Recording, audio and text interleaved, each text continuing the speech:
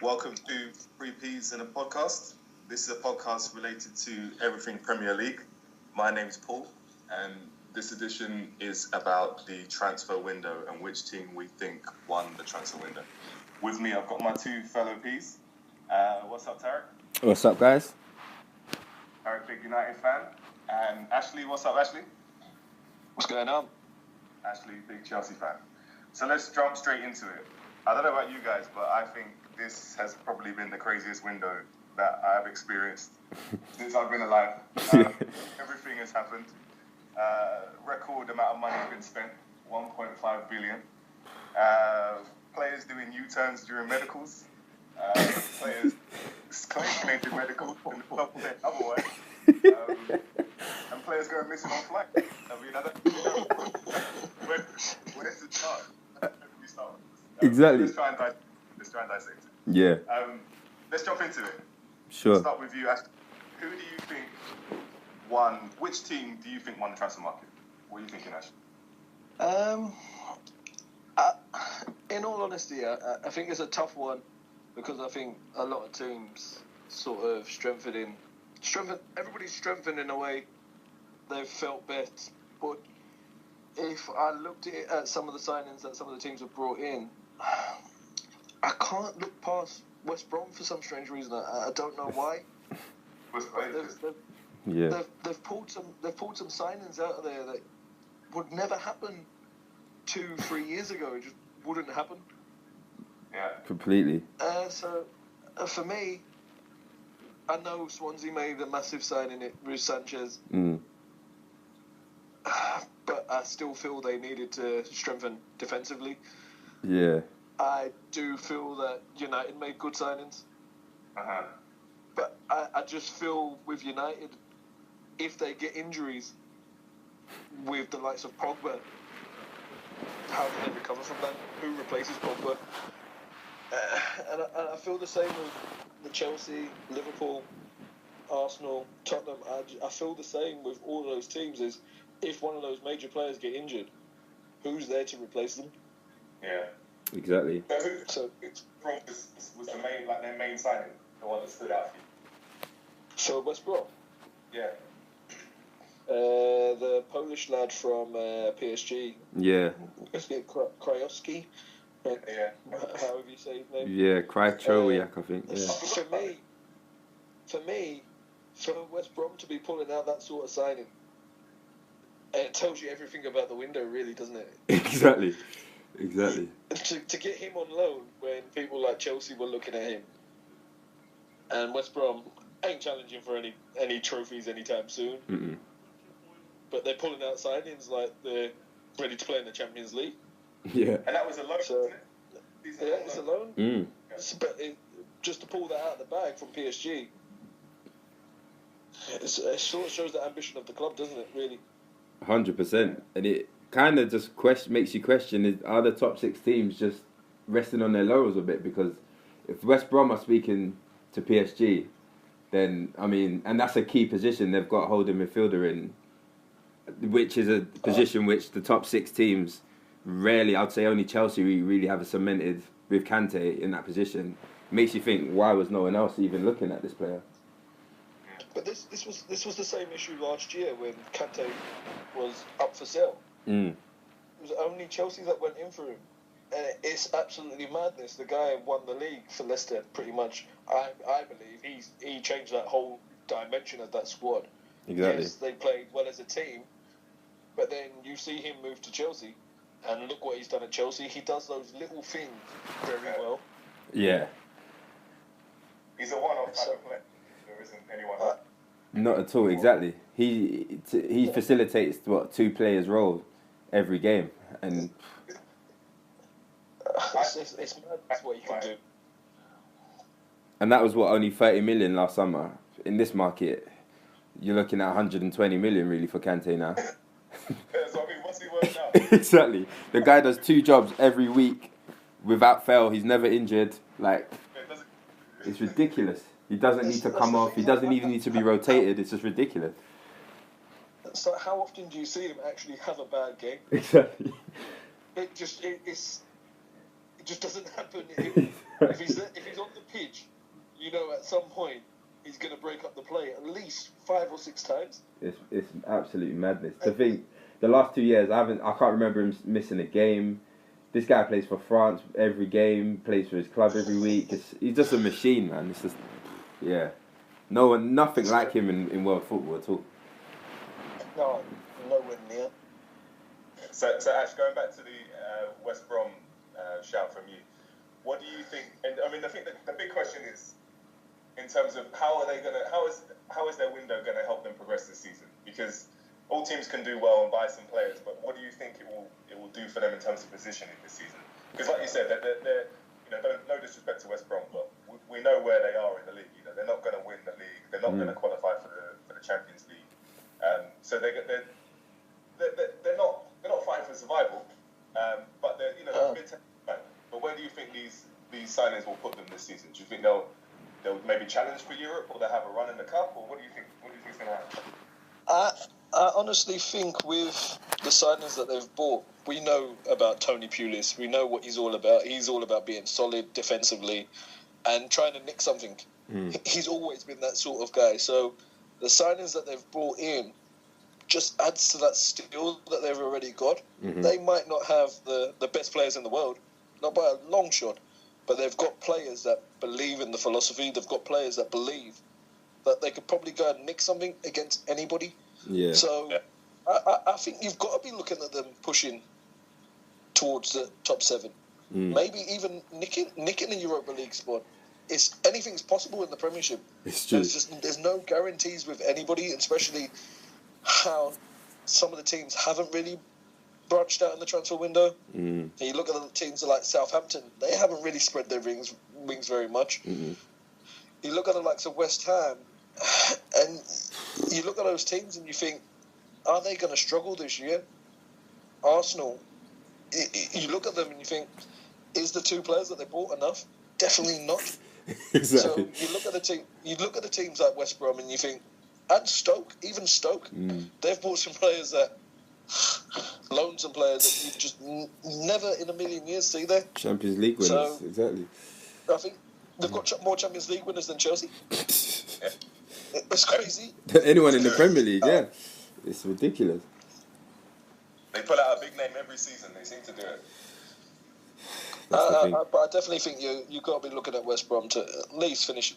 They'll be in the top 10, I believe, this year.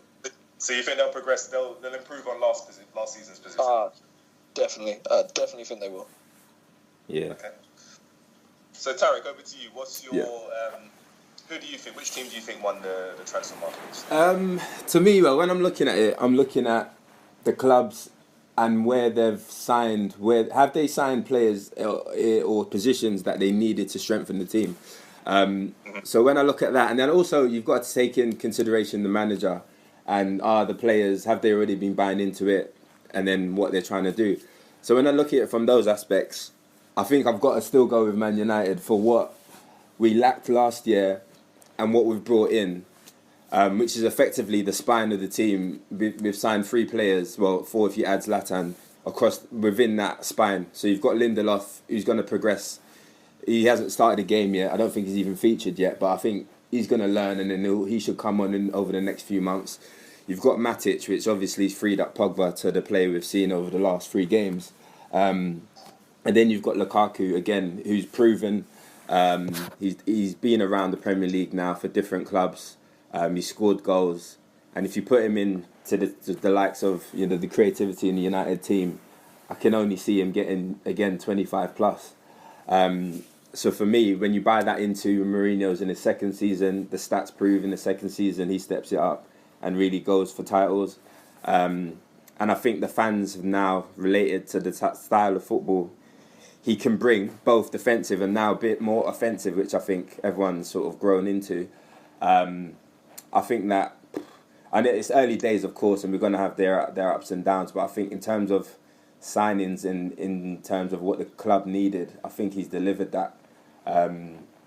So as a window, I think maybe possibly another left back or another winger could have been nice, but I don't think it was really essential because there's still players coming back and there's definitely enough games for rotation. But yeah, overall, I think he highlighted the areas of the team that needed strengthening and he's done it. So yeah, I would say for him, for overall, Man United for me. Yeah. I mean, it's difficult to argue with that, really. Yeah. Mourinho does what Mourinho does. You know, exactly. He did his business early. He identified the positions he wanted to improve, and he got targets. So for him, I think he did a good job. Yeah. Me personally, being a Chelsea fan, I don't like Lukaku. I'll go out there and say that I don't like him. Yeah. But he scores goals. You know, he does what a striker's supposed to do. He scores goals. That's what I'm saying. Yeah. But the value for me, I don't think he's worth that much. But then again, I don't think any player's worth that much. True. But he will score a lot of goals. But the problem that I have with him is I don't think he's elite. He's very good. Mm-hmm. He's top tier, but he's not elite. And in the big games, when you need, that's where I think he'll be found. He'll go missing. That's what I think exactly, which is the only concern I had with him. Really, I know against the bottom 10 teams, he can score 2s and 3s easily. Yeah. But in those tight games, when you got your Chelsea's away, your Manchester derbies, even Liverpool's away, that's why I'm happy we've kind of brought in Zlatan, because I feel Zlatan's been around the block. He knows how big games operate and he delivers. So just him working with Lukaku on a daily basis and him being able to come in for certain games across the season, that's just going to be invaluable. And to think we haven't really needed to spend a fee on him is even crazier. And after last season, he had an impact. So it was a bit of a no-brainer, really, to bring him back in. But yeah, I think it's going to be interesting to see how it develops over the months. And then, with Mourinho, he knows the league as well. And it's kind of similar to what Ash was saying with West Brom. If you merge decent signings in positions that you need with a manager that has a strong philosophy and players that want to buy into it, you're onto something good, I think.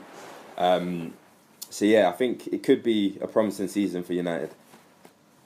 Yeah, I definitely think with the Matic signing, I think that's your best signing by far. By far, he adds something that Herrera and Fellaini can't do. Yeah, with the way he can break up play, but he's not just your average defensive midfielder that just breaks up play and then just gives it to someone. Yeah, he will drive the team forwards. He will try and assist. He will shoot. Yeah, I said he will assist. So you've added a player there, most definitely. Even if he didn't do all those things, it frees up Pogba. Exactly. But that was the main thing for the United side, is playing Pogba in a deep line role is like Chelsea playing Fabregas in a deep line role. It doesn't really work. It doesn't. It stifles them. Yeah, and it stifles their ability to affect the game. Exactly. I think personally, you need their players playing in the number 10 role. Yeah, because where they've got more influence in the centre of the park. Exactly. They can control the game. Yeah, and when you've got them sitting that deep, it just exposes the midfield, really, because he doesn't want to sit back there. He wants to go forward, but when he goes forward, there's holes in the middle. That's the problem, and I've got to agree with Paul with the Lukaku one. Yeah. I can't get away with him. Yes, he will score you goals, and yes, he is proven in the Premiership. But does he work hard enough? Is his all-round game good enough for the United side challenging for 4 trophies? But to me, he's good. He's good. He's good. He'll add something. He will score more goals than he misses. Yeah, most definitely, because he's in a better team.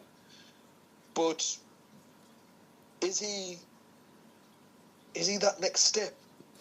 To be honest, Zlatan done it last year, so that's the thing. I think is he better than Zlatan?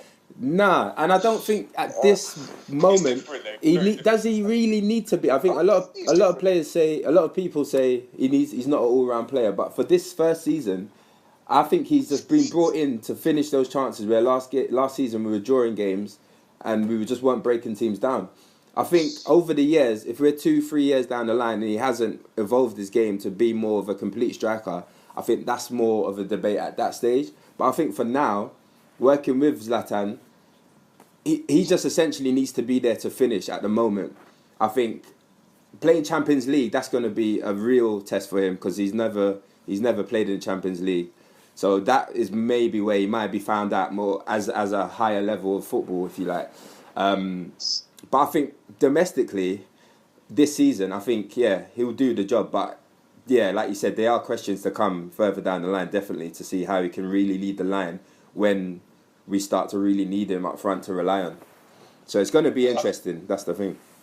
I think that's a great point because he is what United need right now. Yeah. I think you summed that up perfectly because him playing with Zlatan will only enhance his career. He's gonna being at United, it's one of the biggest clubs in the world. He's only going to get better. You would assume. If he doesn't, then there's a problem. There's something wrong with him. Because he's got all the ability. He ticks all the right boxes, but he just needs to develop as a player. He's still young. He's been around for a long time, but he's still 23, I think. 23. Yeah. He's still young. He's under 25. So yeah. As a striker, his prime years are not going to come till like 27, 28. And he's already scoring 25 goals in the league. But we still have question marks over him. Yeah. Because his talent is that good, you expect him to do more. Exactly. So for now, he's the right signing for United. But we'll see. In the big games, maybe Mourinho will play Zlatan. Maybe he won't play Lukaku. Or he'll play them both. I don't know. Maybe he'll do that in the big games. If he does that, if he starts doing that, then does that just not stunt his growth? Does that not stunt his ability to learn how to take on the big stage? I think. I think if you start, fair enough, bringing Zlatan back. I don't think United really needed him. I think it's, in a sense, they say he's got unfinished business, but if you buy Lukaku for £90 million, you have to give him all the chances in the world. So if that means you're going to have to stick by him when he's not doing it in a big game, you've spent 90 million, you're going to have to stick with it. It's the same with Chelsea. If Morata doesn't fill the void of Costa, then people are going to question it. People are going to say, why did you let Costa go AWOL? It's true. Why wasn't it just brushed under the carpet? We go forwards, and then next season, get the money for him. Yeah. So I just think with Lukaku, for me personally, you lot know how I am. You know how I feel about certain aspects of the game. Yeah. Yeah. I think that if he's running at a defender, they're going to be terrified because he's a big, strong boy. There's no doubt about that. He's quick, he's strong. But it's just the other parts of his game when he's holding the ball up, laying it off. It's not always the best. He should be better in that department for me. But then again, sometimes he's been at Chelsea. Yeah. I mean, he's played with Drogba. He's been with one of the best strikers in the world already. Yeah. But was he given a fair time at Chelsea to really learn off Drogba? Oh, definitely not. He wasn't. That's the thing. He wasn't. But there's got to be questions asked there, most definitely. Was he given a crack? No, he wasn't. Yeah. He wasn't given a fair crack. But we don't know what happens behind the scenes. Of course not. Yeah. But exactly. I think at Chelsea, I think there's questions that every Chelsea fan would love to ask the board and say, why are these young players not getting a chance? Yeah. But that's just another story for another time. 100%. So I think that's the whole podcast in itself. That is. Yeah, exactly. I think that's what every fan wants now, to know what is going behind the doors, like behind closed doors, because you see so much murmurs and you hear all these things. I mean, yeah, it literally could be another show in itself, just based on transfer deadline day itself. The amount of questions that it left you thinking, it's like you've had 3 months to wrap up certain deals, and you got players running out to airports not even knowing where they're going on the last minute. So it's just what goes on behind the doors. Yeah, it would be great to know. Most definitely. So yeah, in reality, summarising what T said, you can't really deny that United have had a good window. Personally, I don't think Lindelof's good enough, and I don't really think he's going to get that much game time as long as Bailly's fit and the defence that they've got's fit. I think you're going to see Smalling in front of him. Probably, which I think could be a good thing. I don't think Smalling's that good either. Yeah, I mean, he needs to learn the league. As a centre-back, there's certain positions coming into the Premier League that you definitely need to find your feet before you're going too deep. A bit similar to Mkhitaryan last year. where he had 3 months out pretty much when he just signed, where he wasn't being seen. But then come January and onwards, he sort of kicked on. So I think that's the idea behind Lindelof, hopefully, for him to feature and to sort of learn the ropes before getting thrown in the deep end. But yeah, I guess we won't know the truth of that signing until he is getting to run the games and we can really see what he can do. Yeah, I'd agree with that. Most definitely. The only thing I think that's given us the advantage is... Yeah, sorry. We've seen it before with Mourinho, where a player can have a bad game and then he'll sort of not let them in the fold again until something's badly going wrong. Yeah. We saw it with Mata. Exactly. We saw it with Juan Mata. Juan Mata was Player of the Season 2 years in a row. Yeah. And he just didn't give him a chance and then sold him. I did so, yeah. So... Exactly. It's going to be interesting to see how that one unfolds, really. But I think the thing I was just going to touch on before we're going to Paul's team. Just the only thing I think gives us an example is that we done the deals early and the players had a full pre-season. I mean, Zlatan already knows the club, so that's fine. But that, I think, could prove the difference in the next couple of months. Just having that extra time for the players to get familiar with the surroundings rather than doing it in the last, or doing it after the season started. But yeah, I think, hopefully we should have a good season as a fan anyway. Yeah, I mean, be a lot more togetherness with the group. And, and they seem buying into his philosophy and playing for him. And exactly. You can tell that in the first 3 games. They look a completely different side to last season. Yeah. But yeah, I think, just quickly touching on the points you both raised, I think, for me, I think the transfer window, the move of the transfer window was Matic. I think that's the best signing of the transfer window. I think because it's effectively giving you 2 players. Because you've got Matic, but also Pogba becomes a new player now. And he's going to start to look his value now, I believe. Because he frees up. He doesn't have to defend. He doesn't have to do the things that he doesn't want to do. He's got a lot more freedom in the middle of the park now. Exactly. Season you'll see a different Pogba completely. That's what, and that was the player we were signing. We wasn't signing a holding midfielder at Juventus. We were signing a sort of attacking playmaker really that does his damage in the last third rather than having to stick back and hold. So with all that's been said, T, where do you see United finishing this year? Do you think that they're going to improve on last season? Do you think they'll make top 4? Do you think they're going to win the league? I think if you spend over 100 million and we can't better a 6th place finish, I think we're all in trouble. But I think I genuinely believe. I know it's top 2. I'm not going to stick my line out yet and say, but I think top 2 finish definitely. I don't know the order yet, but I'm expecting us to finish in the top 2 in the league. Okay. Which is a big shout, but yeah. But don't give it. We're going to touch on the top 4. Exactly. 100%. Alright, so I'm going for somewhat different to both of you guys. Team that got my attention early on in the transfer market. I'm going for Everton. Okay. I think they have done great business this summer. We talked a lot about Lukaku. It was pretty obvious he wasn't going to stay there at the end of last season. Because he's just too good for Everton. Let's be real. Mm-hmm. But the thing was, how were they going to replace him? He scored 25 goals the last 2 seasons, I think, for them. Yeah.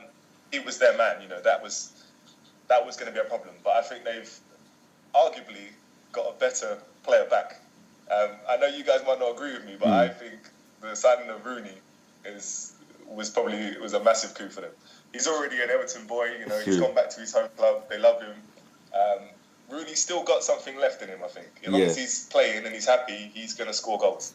And it's not just that pitch, what he brings to the leadership, the experience. He's won everything in the game. So Rooney knows what he's doing. And now he's retired from international football, so he's going to play less. So pressure for Everton week in, week out. So I think that's probably the best replacement they could have got for Lukaku. Whether he'll get the goals Lukaku did, I don't know. But then they did sign Sandro as well, and he's going to add goals as well. So I think that's another great signing. They paid £5 million for him, which is insane in this market. Exactly. But I think they've pretty much got a new spine. They've got Rooney, Sigurdsson. I think they paid too much for Sigurdsson, but he's still Premiership proven. He's got the experience in the league. Paid 45 million for him. Pickford, got a new goalkeeper. They got Keane, a new centre back, a new player in classes. You know, I think they've brought really well. And I like Koeman. I think Koeman's doing a good job there. Mm-hmm. I think they will be a threat this season. I don't think they're going to break the top 4, but they could be a very... I mean, they're always difficult to play against. No one likes to go to Goodison Park. It's always a tough game. But I think they've added well. They've got rid of a lot of dead weight. Lukaku was the main departure, but then they also got rid of Deulofeu, which for me was he's a quality player. Exactly. But Barcelona or Man United come knocking, you know, and you're playing for Everton, then it's a no-brainer. They're not going to stay on it.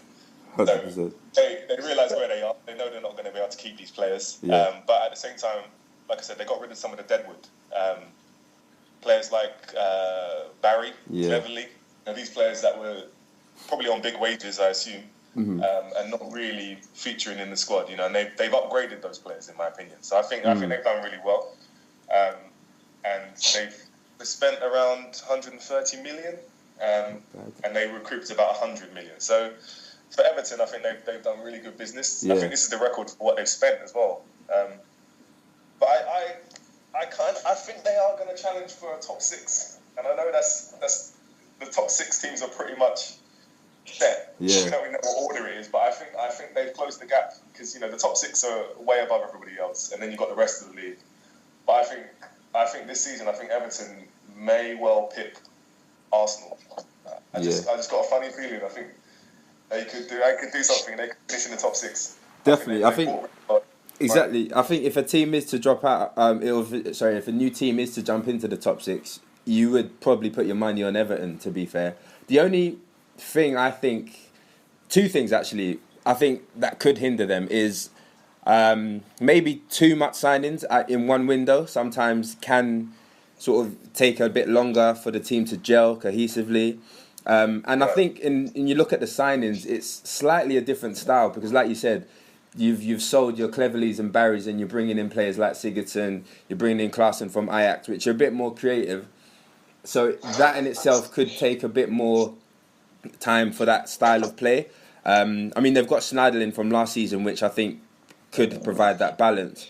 But yeah, it will be interesting to see how they sort of go.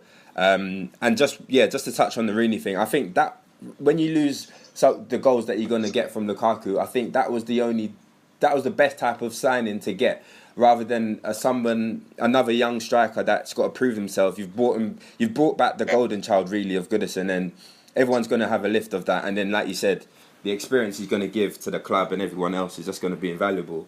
But yeah, the only two things I would say out of their window that might cause questions is just a different style and possibly was it too many signings. But yeah, that's another good shout, to be fair, I think. I think with the Everton situation, I think you still got to look at the players that have got to come back as well. You still got Bolasie who's going to come back. True, yeah. So he'll create. He might not score many goals, but he'll create a hell of a lot of goals for whoever's on the pitch. Like T said, the only issue I have with Everton is the amount of players they have bought could take time to gel.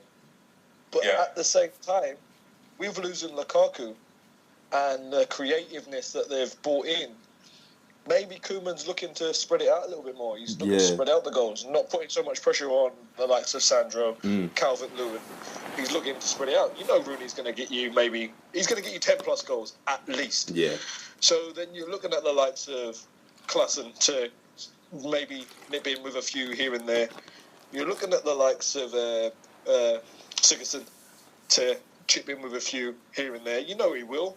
He's done it for Swansea, so we know what he's capable of. Yes, he was too expensive in my eyes. There's no way he's worth £50 million. But at the same time, he will chip in with goals. Like I said, with Bolasie, and then you've got Lennon, who can come in. They've got players there that he's looking at a more attacking-minded squad than he had before.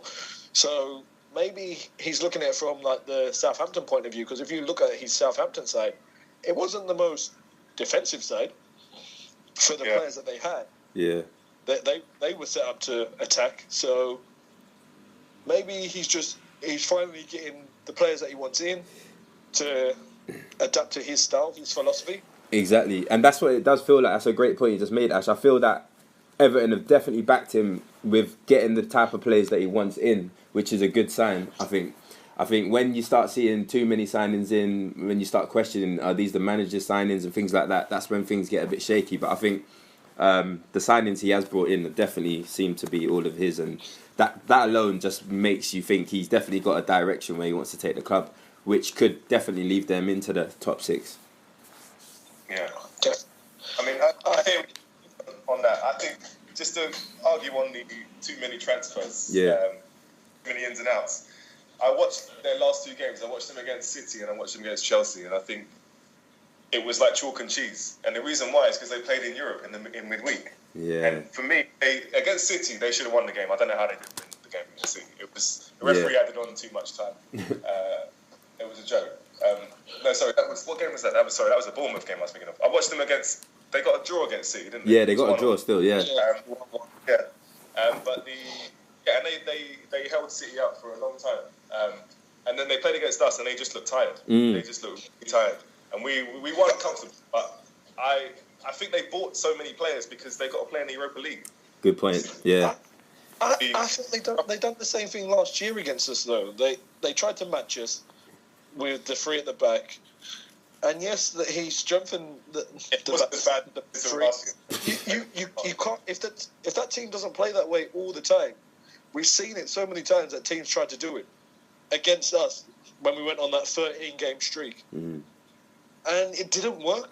It just looked like they were just trying to stop us from scoring. They weren't. There was no ambition in them trying to play their own game. For me, I think Everton are better than what they showed on Sunday. Yeah, much better than that. I just think they tried to match us. It's not their game. I think they should have played the way they played against City, where they put City under pressure massively. And for me, I think that shows the sort of side City are. They've spent a lot of money. But yes, they've backed Pep to the hilt, but they still look like the same team that looks very, very vulnerable if someone gets about them. Exactly. Yeah. Because even the Bournemouth game, again, they do give you chances. I know we're going a bit off topic, but yeah, Man City, they will give you chances if you just directly attack their defence. Even Everton in their game, I mean, Rooney and Calvert-Lewin were running company all around the channels through that game, and they were getting chances easily in that game too. But that's the thing when you look at City, you look at them. Yes, they bought about 6 fullbacks. But the fullbacks wasn't what they needed in the first. Yeah, fair enough. Carpenter is a good defender. Yeah, he is. He's brilliant going forwards. Mendy, yes, he played in France. We all know how we feel about the French league. Yeah. It's not the greatest league in the world. It's led by great players. But it's just not the most competitive league in the world. So the likes of Mendy, will he struggle? Danilo, is he very good? We don't know.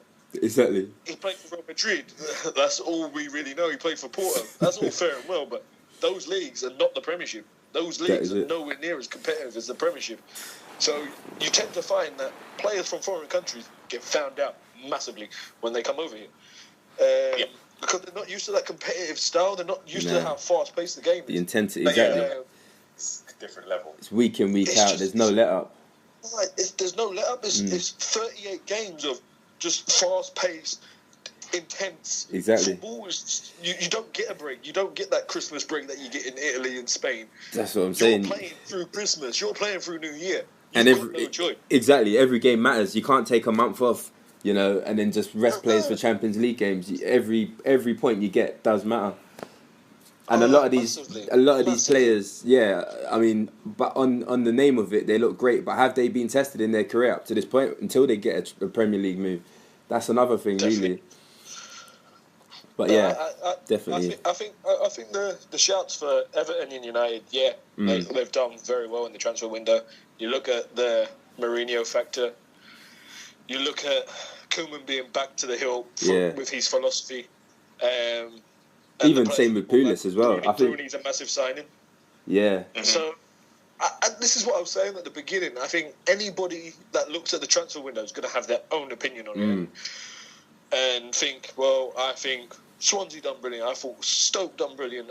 There's so many teams that bought players, and that stand out. That you just think, well, you could give it to anybody, really. Yeah. It's just a matter of opinions. It's a matter of because you could say, look at Crystal Palace for example. They've bought players. Yeah. But do they believe in his philosophy? Do they believe That's Frank the thing. de Boer I think is the man to take them forwards? Exactly. I think all of the three clubs we've mentioned, I think they've all got similarities. They've bought into what the direction of the manager, and they've actually strengthened the parts of the team that need strengthening. I think Crystal Palace, he's trying to reform the whole style of play. For that to happen, they're really gonna. They should have backed him more, really, because if you're gonna take you're going from Sam Allardyce to Frank de Boer. That it doesn't get as much chalk and cheese as that, to be fair. And if any team should have went more into the market, it had to be Crystal Palace. First and foremost, you're going to be towards the bottom half of the table anyway, regardless. So you need to definitely give the manager the checkbook, and really for him to buy into, for everyone to buy into it. It starts from the manager. We've seen what happens at Arsenal when the top starts getting questioned. There's no bottom. It all falls apart. So I think that's why. I mean, we're going to touch on the bottom half of the table later on, but yeah, I think certain clubs could have thought more about who they're bringing in and how they're going about it. Really. Yeah, I think the Palace one is just like you've literally got a manager who plays football, from a manager who's literally let's stay solid and just pump the ball to Benteke and just hope for the best, and hope Benteke knocks something on for Zaha. Exactly. They're not trying to play that. They're trying to play out from the back. You've gone for defenders that never played out from the back in their whole entire life. Exactly. You've got the ball at their feet. You've got Scott Dan going from 6 months ago, just hit the front man, to now fullbacks opening wide, get it from the keeper. I mean, they're trying to turn Wayne Hennessy into a ball-playing goalkeeper. Is it really going to happen? Exactly. It's just not going to happen. Over one pre-season. Let's move on. Yeah. We can talk about this forever. Okay, next one. Who do you think... This goes to Tariq. We'll start with Tariq. Cool. Who do you think was the best defensive signing of the window? Wow, okay. Defence. That was... And I think, that was an area which wasn't really touched on in the market. But in terms of defenders, I'm just going to think who's brought in who. I think, you know what? We were just touching them. I think Sakho for Crystal Palace, if anyone's going to give them stability, it's signing him. And I'm kind of questioning how Liverpool, of all teams, have let him go. I think as a centre-back, he's experienced. He done well there last season at Palace. He's been around the league for a few years now. So I think that's the only blemish of hope I think Palace have. They've got that one over the line. And I think in the summer where there was a lot of talk of Van Dijk leaving, it never happened. Centre-backs moving hasn't really been... I mean, I think with the centre-back thing, we're in a few years ago, there wasn't any strikers. I think now, to get a good centre-back, I mean, it's a rare thing. So I think for them, and they're going to need the defence to be upright. So I think them bringing in Sakho was a great piece of business. Yeah. Ash, same question to you. I think you pretty much got to go no further than Everton. For me, I think Keane is a brilliant signing for Everton. Considering you look at who was interested in him, he could have gone back to United. Yeah. He turned that. He didn't really want to go there because they got rid of him in the first place. Didn't really give him a chance. You look at the likes of, I think Chelsea and Tottenham were in for him as well. So you've only got to look at the sort of calibre of teams that were in for him and the money that he went for. He will change them massively. I think he will add goals. He's a good solid young defender. I think that's a good bit of business, and they've done it early as well. So there was never any haggling. They've done it early. Got it over the line. Exactly. Like T said, you've only got to look at the Van Dijk situation. How much haggling went on there? Liverpool they got lambasted for like bullying Southampton to try and get the deal over the line. So I think you've got to look at Chelsea as well, trying to get what's the boy's name from Juventus? Bonucci. Oh yeah, Bonucci, Santos, all of them. Yeah. Bonucci, and you look at Sandro. Sorry. You look at how much haggling went on for those to try and get those deals over the line, and it didn't happen.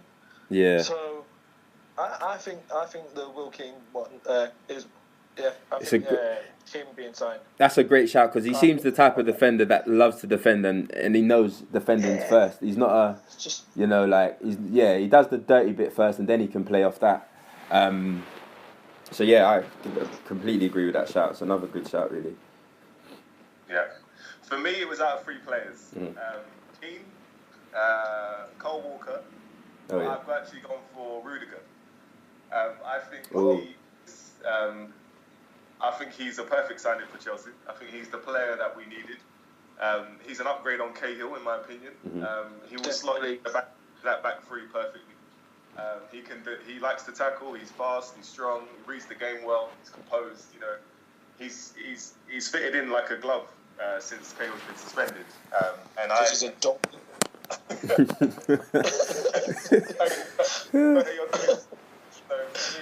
That's just win-win all round. I think he's a quality player. He's young. Yeah. He's got attributes to do well in the Premier League. It was between him and Walker for me because I love Kyle Walker. I think I would love to have seen him play for Chelsea, but I couldn't imagine a Spurs player going to Chelsea. Yeah. It's just not going to happen. But for me, he's the fullback position is the hardest position in football, in modern day football, and I don't think there's many better than him on the right. Maybe obviously Daniel Alves is the best in the world in that position. But then after that, you've got to put Walker in the top 3, I think. But I've gone for Rudiger just because of the value. Yeah. They paid 50 million for Walker. As good as he is, it's still 50 million is a lot of money. It's extortionate. Yeah. So I think Rudiger just pips him because I think he's gonna be a big addition to Chelsea, and he's a player that Conte wanted, and I think Conte knows defenders. Me,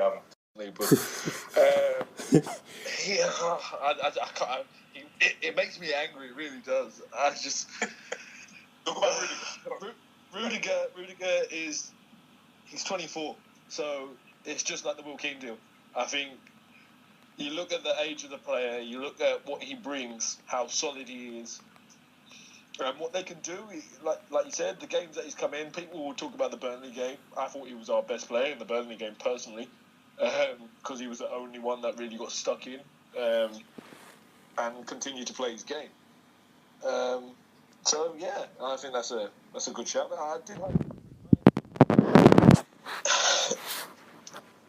I had to go for Will Keane. I just think that's just a top signing for an English player as well to go to a top club.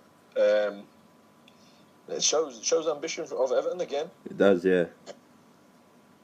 All right, let's move on. So midfield, same question. Ashley, who's your midfield signing this season? Oh, I think it's got to be Matic. It has to be Matic for the money that they got him for, and for how he's transformed that team in the 2-3 games that they've played. It's been massive. You've only got to look at, even if you're just not looking at the value of him. Yes, he's 28. You've just got to look at how it's revived Pogba. Yeah. You've just got to look at that. Pogba's a different player. He's a different machine now that he's got someone that he knows is going to be behind him all the time. So I can't look any further than Matic, really. I think if we was going to sell him, I think we should have sold him right at the end of the window. Just so we knew that we had everybody in. But I think it was a better deal for United than it was for Chelsea. Yeah, 100%. Easily. I think we're going to agree unanimously on this one. But yeah. Tariq, who's your choice? I was originally obviously going to say Matic, but I think outside of that, I'm going to go for Danny Drinkwater. And when I heard Chelsea were in for him, I thought it was absolute banter. But as the days have gone on, I can slightly see it making sense to a degree. I think last season you didn't have any European football. It was great. Kante already, as we mentioned before, he can just do a million jobs. But when you need a bit of rotation and you need someone that knows Kante's game, why not get his partner from the season before, really? I think also, on the England side of things, you need players that are in the team that are playing at a higher level. So if he's going to be part of the England midfield, why not get him playing in the Champions League for a team that's really going for trophies, which Chelsea are? I think, I laughed it off at first, but I can kind of see a reasoning behind it now. With so many games you're going to have to play as well, and just the intensity of the games. I think Drinkwater might be a decent little signing there.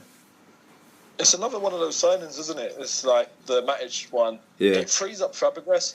Exactly. As well. Yeah. At the end of the day, for me, is one of the best passes of the ball in the Premiership. Easily, yeah. He assists things that he does things that you think, well, how's he done that? Exactly. Look at that Schürrle pass. Yeah. Schürrle pass 2 seasons ago. Disgusting. And you look at things like that and you think, who else in the Premiership could have done that? Maybe David Silva. Yeah. There's not many players that you could pick out. Nah. Maybe Ericsson. It starts getting a bit harder the further you go down the league. So I think it is a good sign. You can see the reasoning behind it. He's played with Kante. There's nobody that will know Kante better. Mm-hmm. So I could go with that. Yeah, it's a decent squad signing. Definitely, yeah, definitely. We'll get some rotational minutes as well, so we'll free up Kante a little bit, which would definitely help him. Yeah. All right, I'm going to go with. I can't not go with Matic. I think Matic is, for me is the signing of the window. Yeah. Like Ashley said, he frees up Pogba. He effectively gives you 2 players. So for me, he's the number 1 choice. I still can't believe that we sold him to United, but it is.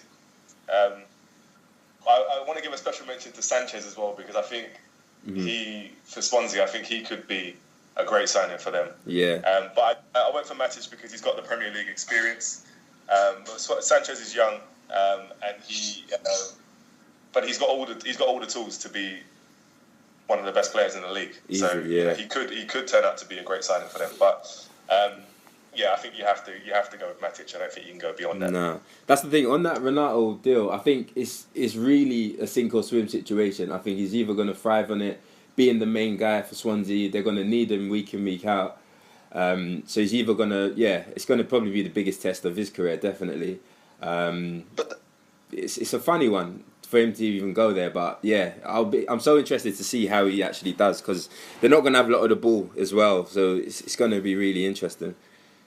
The thing with the Sanchez one, though, is he can't really lose, because he wasn't playing for Bayern Munich anyway, so he's going to get game time. Yeah. He's going to grow in experience, so he's a young boy. Exactly. 19? Yeah. 20 maybe? A baby in the game. Know, but he's a young kid. And you've got to think, he lit up the Euros, so he's obviously got ability. Definitely. I think I got to salute him really for even going to a club like Swansea. I mean, obviously the manager there, he's worked with at Bayern, but just for him, he could have had so many clubs after him. For him to actually go to Swansea, and really fight it out in the Premier League, I got to salute the lad, to be fair. Yeah, definitely. Yeah. Okay, attackers. Who do you think was the best attacking signing? Wow. Okay. I think this is where it gets a bit tough, because there was a lot of haggling in the window. There wasn't really many attacking options that went anywhere, really. It's a hard one. If you look at the money spent as well in the Premiership, I think Swansea have done some good business getting Bonnie back. I think he will change a few things for them. Yeah. That's a very, very hard question. It's a very, very hard question. It is. Don't give me an answer. I think you've got to commend Arsenal for keeping Sanchez, for one, because he's a player that he done bits for them last season. He single-handedly pretty much dragged them to where they were in the league last season. They weren't very good, but he dragged them out of a lot of problems last season. But on the business side, I might be a bit biased here and say I like the signing of Morata. I really do. I think he's a smart player. He's young, again, just like the Rudiger one. And you can see by his movement that he's totally different to Costa, so it frees up the likes of Willian and Pedro, and even Hazard when he comes back, for just due to his movement. So I think it was a smart bit of business, cheaper than Lukaku. But he's still got something to prove. Obviously, he was a bench player at Real Madrid, so we spent a lot of money on a substitute.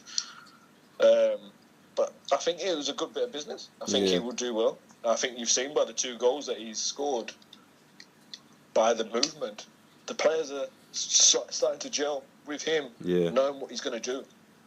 So I think that's a pretty good signing. But then you've got the Rooney one as well, another massive signing. So I'm going to stick with Morata. Morata, cool. For me, go on, sorry, cool. I think he gives a different dimension as well because he's very good in the air, and that's as big as Costa was. He's not really a player that he doesn't score many headers. Costa was more on the ground. He likes the intricate build-up play on the ground, but Morata is, if you like, an old-fashioned number 9. Put the ball in the box, and he gets on the end of it. So that gives Chelsea a different option. Completely, Just play around in the little 1-2s. They can just put the ball in the box because they've got a big, tall striker who's good in the air. 100%. It does give you a big plan B now to go long if you need to. And like you said, he's got the movement and he's got the touch. He's been at big clubs. He's scored goals, whether it's been off the bench or not. He's still got put numbers on the board. So I can see why it's a great shout, to be fair. Who are you going with, Dick? I'm going to go with Wayne Rooney, actually. I thought about it. It was a toss-up between him and Lukaku. But I think for a signing where you need... I mean, we were just touching it earlier about Everton signing so many players. I think you needed someone to balance that out. And I think to bring back Everton's probably their biggest ever player back home, basically. And just be that bridge between taking the club forward into a new era, but knowing what the club's about. I think it fits perfectly in between. And now he'll be getting game time as much as he wants without the pressure of having to be at a big club. He's got no more international games. I can only see it benefiting him as well as the club. I mean, the fee's undisclosed, but I'm not sure exactly how much it is. But I think if it was a big number, we would have known about it.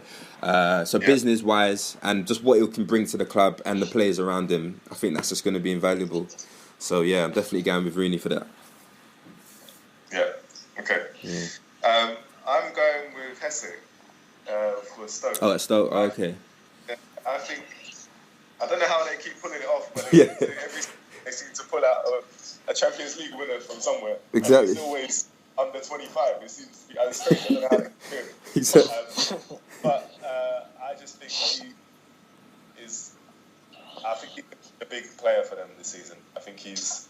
I'm not expecting Stoke to do anything. Don't get me wrong, but I think he's going to score a lot of goals. I mean, you already see against Arsenal, he got the winning goal in that game. I think he's so talented. He's got so much ability. I think he's going to be the standout player for them, and I could see him scoring 15 goals easily this season. And who knows? Maybe you never know. He might sign permanently next season. For them, but I think he's going to be a good sign. And he was free. He was alone. So there's no fee for him. No. And I think he's going to play every week. Mm-hmm. And he seems to be physically strong enough to play in the league. Yeah. So he's not. There's lightweight strikers, So I think he's going to do a good job for them. Mm-hmm. Yeah, that's a good chat. Again, I think all three strikers that we've named will definitely have an impact on their team as well as get goals. Which I think if you can do both, I mean that's when you're really going in the right direction. You're not just being relied on for goals, but if you're adding other things to the team, definitely, it's always going to be a good sign. Yeah, I do want to mention as well Watford signing Richarlison. Oh yes, yeah. I've seen a few games of him in Brazil, and he is very good. He's a very similar player to Gabriel Jesus. Oh really? Wow. Yeah. He's not on the same level as Jesus. Don't get me wrong, but he is. I think he's going to be a good player for them as well. Yeah. But if he can adapt to the league quickly, I think he'll do well. Yeah. But yeah, for me, Hesse is still number one pick. Not bad. Yeah. Cool. All right, now to the business end of it. Top 4. Jeez. Exactly. Yeah. Say again. Who's your top 4? Oh, top 4. Do you in order or just who we think we're going to get there? In order. In order. Jesus. Jesus. Okay. I think I'll start from the top. and then go down. I think it might be easier that way. I think I'm going to go with United, first place. I feel, like we touched on earlier, I think Mourinho, second season, him signing players we needed in key areas, and everyone just buying into what he wants to do now, with the fans as well as the players. I'm just gonna put my neck on the line and just think they'll have a bit too much in the big games as well. I think, last season we done all right in the big games, but it was more the smaller teams. I think he's fixed that. So, I can't see us now losing to a top 10 team, really, a bottom 10 team, sorry, or dropping silly points. So that, on that basis, I'm just gonna go for them to win the league. Second, this is where I'm a bit struck because I'm thinking Man City, but then I'm thinking Chelsea, because Chelsea, I know Chelsea haven't bought in as many as probably they'd liked, but I feel the players are really buying into Conte again, and the players that are still there want to play for him despite the cost of nonsense. They've still stuck by him, where I feel they could have easily just jumped ship as well. So that, I think, gives them an advantage. The signings they have brought in, I think, add depth to the squad as well. And just a slight different change, like you were saying earlier, Morata offers them something different that they didn't have last year, especially when you're going on different fronts. I think that's going to help. So maybe, I think, I'm going to go Chelsea second and Man City third. Man City, they've spent obviously loads of money, which is expected. I just don't think that Pep in this league will be able to still adapt his style effectively enough to win the league for me. I think by December, January, I think we probably will see the best out of the team. But by then, it could be, you could have dropped too many points by then, really, to have an impact on winning the league. I think they're definitely going in the right direction, and you can see the signings are definitely changing their style. So it's going to be a matter of time before it all clicks, but I just don't think this is the season. And then fourth place now, I don't think Arsenal are touching fourth place this season. The club's just in an utter shambles. From start to front, the window just really illustrated that. It's just been a joke. Everyone's telling lies. Everyone's got a different story. So they're out of it for me. Liverpool, very interesting again. Going forward, we know what they're going to do. Klopp and the whole COP, just love him. But defensively, for me, they just didn't bring in another centre-back, which they desperately needed. The keepers as well are both clowns pretty much. Even with the 4-0 win against Arsenal, the keeper was still doing stuff that he shouldn't be, under no pressure. So I just don't think that back five, if you like, you can't really, I don't know if you can really make an impact in the league. They may scrape a fourth, but I don't know. But then there's Tottenham. I think it's still early. They've only had 2 games at Wembley. They've won 1, lost 1. I think if they can get over that voodoo of Wembley, because the players are there. I think they can't. The Wembley thing can't go on the whole season. At the end of the day, it's the same for both teams. It may not be like White Hart Lane, but I think the players and the squad they've kept is the best thing they could have done, considering they're not at home effectively.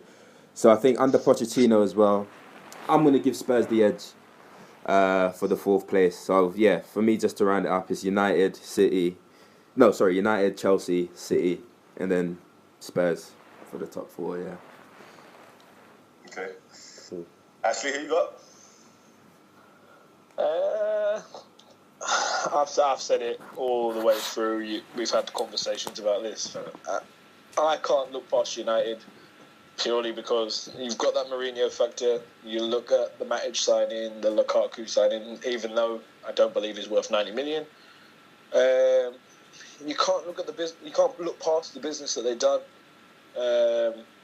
and how it's transformed. How I don't think they've played great so far, but they're turning teams over. So that's all that really matters at the minute. So I can't look past United at the minute. So I'm going to stick my head on the line, even though I don't really like United. So United are going to win the league, unfortunately. It's the same as T again.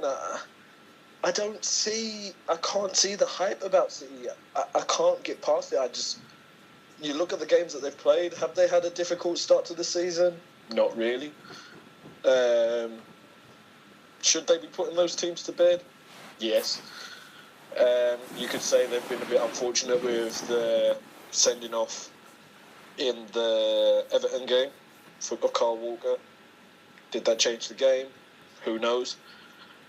But really, they should, after spending 220 million, you should think they would have enough to be at the top with United, really. So I'm going to go with Chelsea because I just think the turning point was, my fear was that when we went to Wembley and played Tottenham, that we was going to get absolutely a good hiding, an absolute hiding. And we put in a performance that I didn't really expect. It was we fought for each other. We worked for Conte, and it was just a performance that you just, as a fan, regardless if it's Tottenham, because we all love beating Tottenham. It's just a performance that you want to see when you're in a sticky situation. You know you can't lose. Yeah. Backs against the wall, because I don't think Tottenham really deserved to lose. But we just stuck it out and we done what we had to do. And then the Everton game, we showed a bit more flair. It just showed that we're starting to come together a little bit now. Mm-hmm. So I'm gonna go for Chelsea second. I just don't like what City have done with their defence. I think they needed someone to help Company. I think they needed someone to probably be as good as Company, just in case he gets those injuries again, because we all know that he hasn't played many games for the last 6 years or whatever. Played about 20 games of football in the last 3 seasons or something. But are Liverpool and Tottenham better than them? Probably not. So I have to go with City. I'm going to go with Liverpool to go fourth. Oh, wow. I just feel that Klopp effect has got to work at some point. Yeah. They've got to...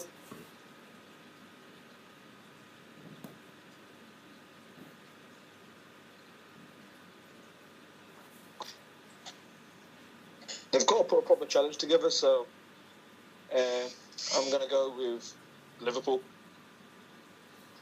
Cool. Okay. We've all gone for different top fours, or different orders anyway. Yeah. I have gone for City as winner,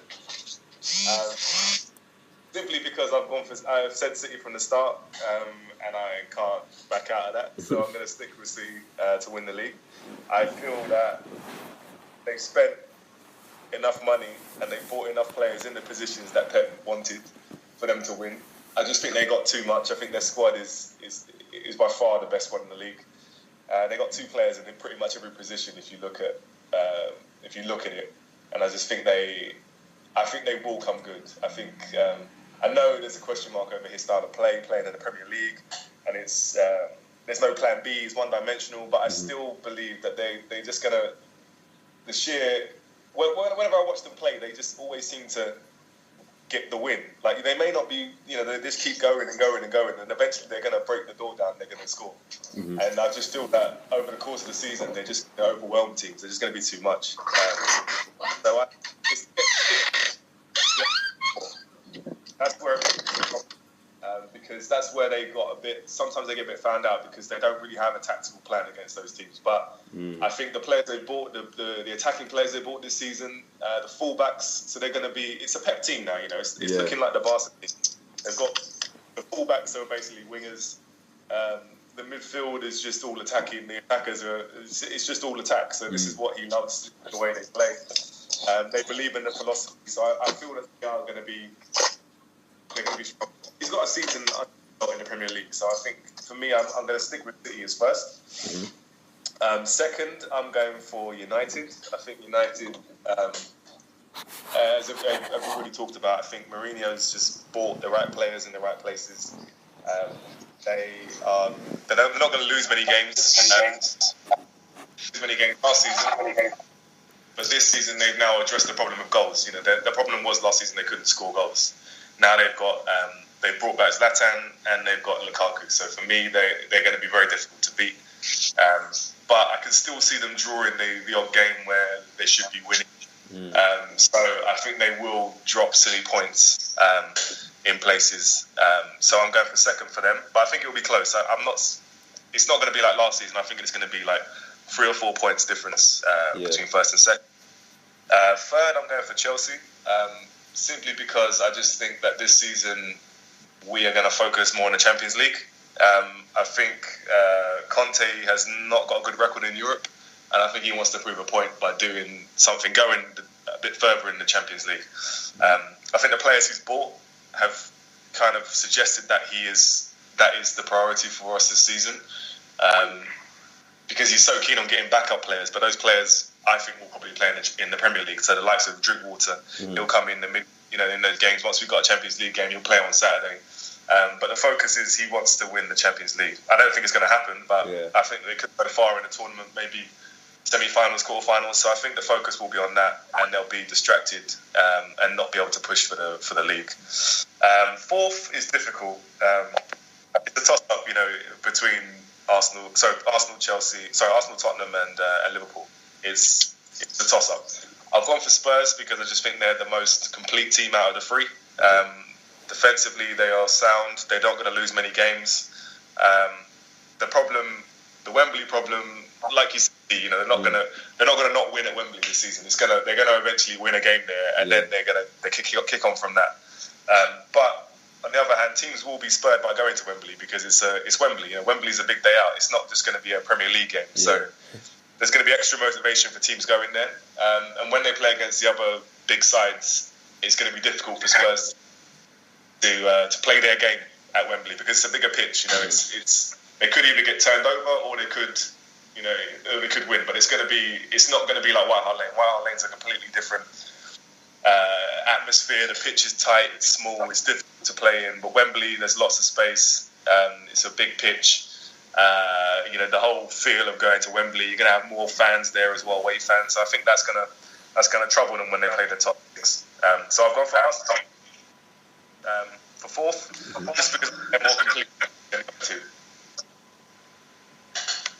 I think just touching on all our top fours, I think this is the season where it's really going to be down to who can beat that bottom 10 teams, and just not drop silly points. I think if the team effectively who can just drop less points and make sure they get wins against the bottom 10 is effectively going to win the league for me.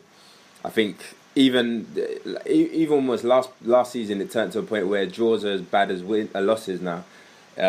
So with the points being so tight, those bottom 10 teams, you really got to try and get points from, all 3 points really, if you've got ambitions to win the league. I think too many draws can just effectively put you out of it. Even if you do go on a run, or if you do go on a run, that can effectively put you right in it like Chelsea did last year. So there's so many fine lines between it. But I don't know. It's such a hard one to call. But it's going to be interesting, man. I'm sticking with that top four. I wouldn't be surprised if it changes the order during the season, or I might change my mind on the order, but I still think that will be the top four. Those 4 teams will be the top four. Yeah. It's going to be crazy. Especially, now the window's down, the season kind of starts now, really, isn't it? After all the nonsense. Yeah, so it's going to be a wild ride as usual. Alright, and finally, bottom 3. Bottom 3. Okay.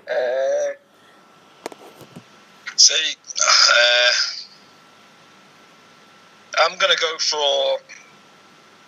I think Brighton's going to be one. I haven't got any particular order. I think Brighton will be one of those teams. I think they've bought a lot of players. I don't think those players Premiership quality necessarily. I think... I'm going to say one of the more established teams could go down this year. I think the likes of West Ham or Palace. I'm going to go with Palace just based on what I've seen so far. Yeah.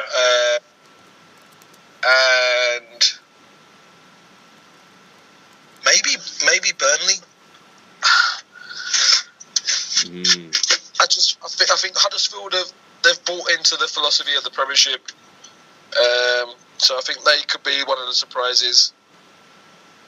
think the same with Watford. They've brought into Silva.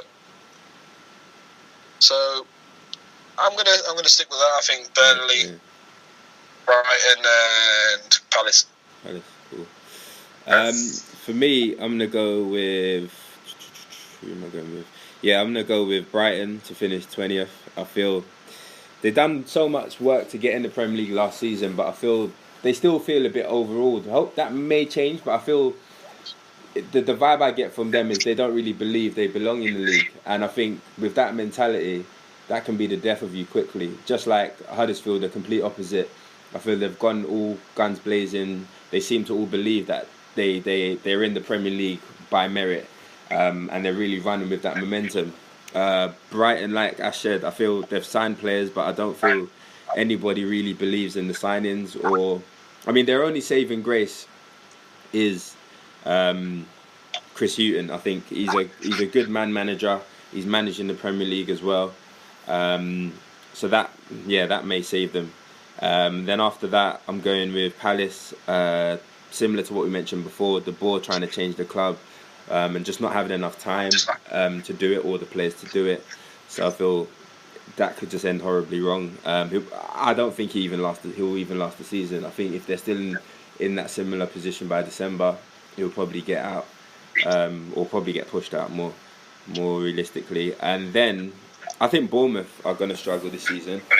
I had a feeling one of the most established teams will go. So yeah, for me, it's going to be Bournemouth. I feel they haven't really. They've brought Defoe in, which is always going to get you a few goals, but I'm not sure if they can. There's something just doesn't feel right with me with Bournemouth this season. So I think they're going to have a season where it could, end horribly wrong.